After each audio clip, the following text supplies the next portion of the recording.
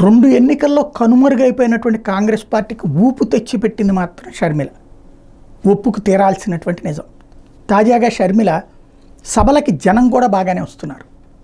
Crowd ఎక్కడికి వెళ్ళినా, నిన్న ఉత్తరాంధ్రకు వెళ్ళినా, లేకపోతే మొన్న రాయలసీమలో తిరిగినా, ఎక్కడ వెళ్ళినా కూడా ఒక 5-10 వేల మంది జనం వస్తున్నారు. అంటే కాంగ్రెస్ పార్టీకి మళ్ళీ జవసత్వాలు తీసుకొచ్చింది ఆవిడ.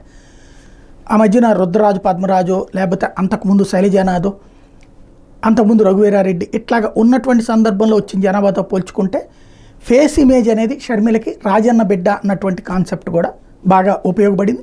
దానికి తోడు సిట్టింగ్ ఎమ్మెల్యేలు కూడా వచ్చి పార్టీలో చేరడం, అలాగే మళ్ళీ శాంతం పక్కకి వెళ్ళిపోయినటువంటి కాంగ్రెస్ నాయకులంతా రోడ్డెక్కి ఇటు వీళ్ళ వెనకాల నిలబడటం, దాని ఇంపాక్ట్ అక్కడ క్రౌడ్ పుల్లింగ్ బాగానే జరుగుతోంది, జనం గ్యాదరింగ్ బాగానే జరుగుతుంది.